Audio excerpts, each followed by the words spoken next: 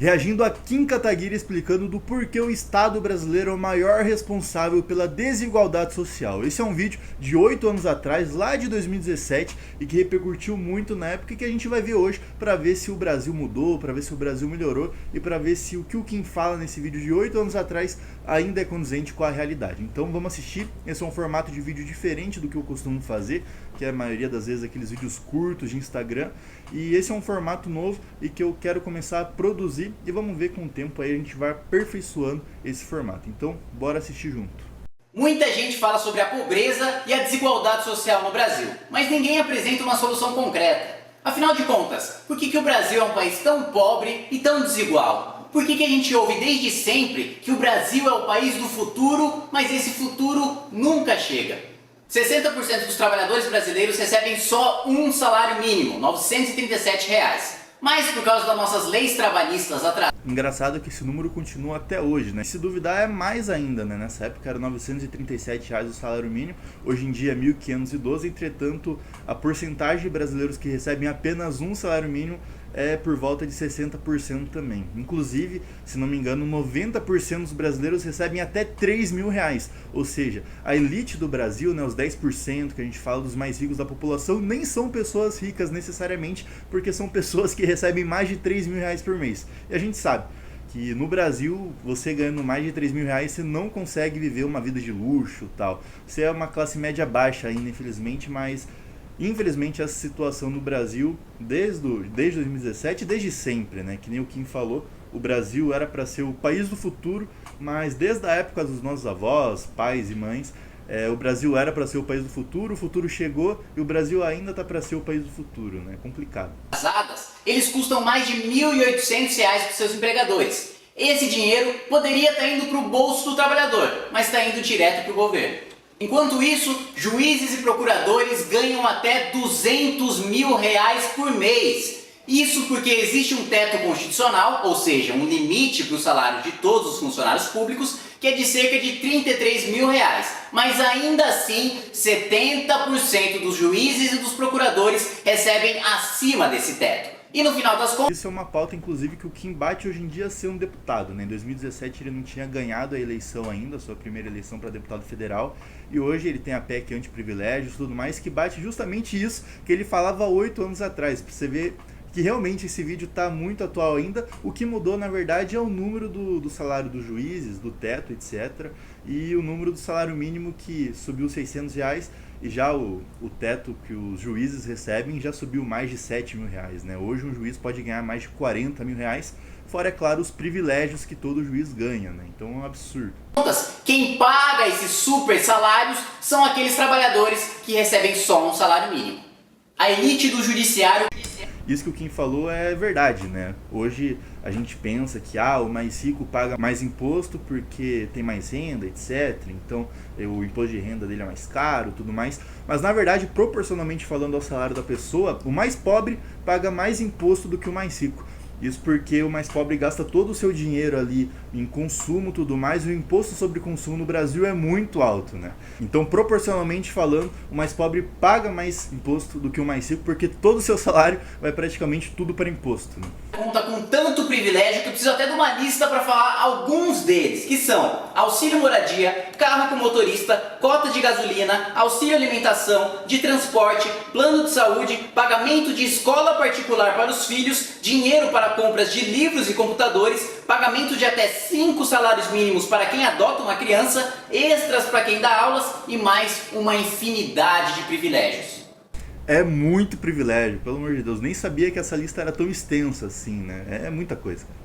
Esses privilégios continuam na aposentadoria. Para cada R$ 1 gasto com um beneficiário do INSS, R$ 8,5 são gastos com um funcionário público aposentado. Se quem sustenta o setor público é o trabalhador da iniciativa privada, como é que o trabalhador tem uma aposentadoria 8 vezes menor? Na educação, a distorção também é assustadora. No ensino superior, na universidade, o gasto por aluno a cada ano é de R$ 21 mil. Já no ensino básico, o gasto é praticamente 4 vezes menor. E às vezes o pessoal que estuda em federal tal fala que o governo brasileiro investe pouco em educação, mas na verdade é muito pelo contrário, né? Segundo rankings da OCDE e tudo mais, o Brasil é um dos países que mais gasta com ensino superior no planeta inteiro. E mesmo assim o nosso ensino superior é praticamente uma bosta, sabe? Então, um outro dado também é que mais que 80% do dinheiro que é usado na universidade fica para a folha de pagamento dos professores, etc., e dos funcionários. E agora, com relação ao ensino básico, ser gasto 4 vezes menos do que o ensino superior, isso é um grande absurdo, né? Porque praticamente a pirâmide está se invertendo, né? O governo brasileiro deveria investir mais no ensino básico justamente para formar bons estudantes e tudo mais, e os mais pobres que estudam nas escolas públicas conseguirem estudar nas faculdades públicas também, né? E hoje isso é praticamente impossível. Hoje a gente não vê uma concorrência leal de um aluno da escola pública com um aluno da escola particular. É completamente desproporcional. E muito disso é por conta do que o Kim falou e que, mesmo sendo 8 anos atrás, é um vídeo muito atual. De R$6.000 por aluno por ano. Estudantes de universidades públicas têm uma renda familiar per capita 2 vezes maior do que aquela observada naqueles que não frequentam universidades. Além disso, a representação das classes mais altas nas universidades públicas é 2 vezes maior do que aquela observada na sociedade como um todo. A probabilidade de um jovem com renda familiar per capita de R$250 entrar numa universidade pública é praticamente nula, só de 2%. Muito difícil um jovem com uma renda per capita de 250 ao mês, R$500 ao mês até, entrar numa faculdade federal justamente por conta dessa concorrência que, infelizmente, o governo brasileiro não investe no ensino básico e acaba que o aluno mais pobre que realmente precisa entrar numa faculdade pública não consegue entrar, muito por conta disso. Enquanto políticos fazem demagogia, criando cotas raciais e sociais em universidades públicas, os mais pobres são esquecidos em escolas públicas que estão caindo aos pedaços. Ou seja, a educação pública brasileira é uma verdadeira máquina de produção de desigualdade social. Enquanto os mais pobres são reféns de péssimas escolas públicas no ensino fundamental e no ensino médio, eles são obrigados a financiar universidades públicas que recebem muito mais investimento, mas que só são ocupadas por classes mais altas. O Brasil possui mais de 16.000 sindicatos. Esses sindicatos, no ano passado, custaram mais de 3,5 bilhões de reais aos cofres públicos. E o pior de tudo é que com certeza esse número já aumentou em 2025, né? O trabalhador é obrigado a sustentar esses sindicatos, ainda que não se sinta representado por eles. Além disso, abrir uma empresa no Brasil demora 119 dias e custa mais de R$2.000. No Chile, você pode abrir uma empresa em um dia sem gastar 1 centavo. Isso sem falar no fato de que nós temos o sistema tributário mais complexo e mais caro do mundo. E empreender no Brasil é praticamente um crime. Por falar em imposto, os impostos sobre consumo são uma aberração. O imposto no videogame, por exemplo, é de 72%. Você paga quase um videogame pro Lula e um videogame pra você, cara. É completamente absurdo. Na prática, você está comprando imposto. O videogame vem de brinde. Para finalizar, é importante ressaltar o absurdo que é o nosso Pacto Federativo. O Estado de São Paulo, por exemplo, em 2015 contribuiu com 500 bilhões de reais em impostos, mas recebeu de volta só 40 bilhões, ou seja... O Pacto Federativo é um dos maiores absurdos que acontece no Brasil. O Paraná, por exemplo, se não me engano, manda R$10 e volta R$3 para o nosso estado, entendeu?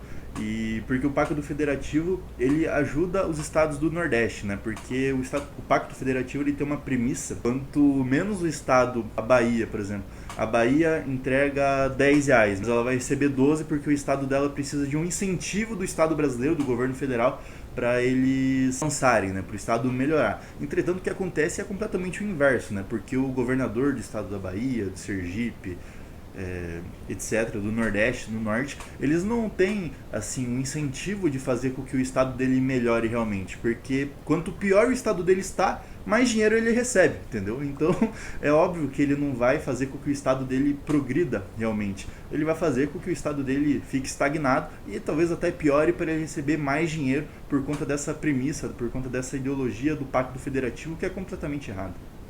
Todos os anos, o paulista recebe menos de 1/10 daquilo que ele contribui. A desigualdade social e a pobreza no Brasil são em grande parte causadas pelo próprio governo. O Estado brasileiro é um verdadeiro Robin Hood ao contrário. Rouba dos mais pobres e dá para os mais ricos. Enquanto uma casta privilegiada de funcionários públicos e empresários corruptos aproveita uma série de privilégios, o brasileiro comum, honesto, trabalhador, que acorda cedo todos os dias para sustentar sua família, não recebe nada do governo e ainda é obrigado a pagar a conta.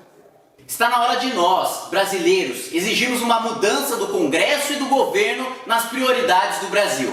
Enquanto nós não exigirmos uma mudança de postura da classe política, o Brasil vai continuar sendo o país dos privilégios, da burocracia e da corrupção.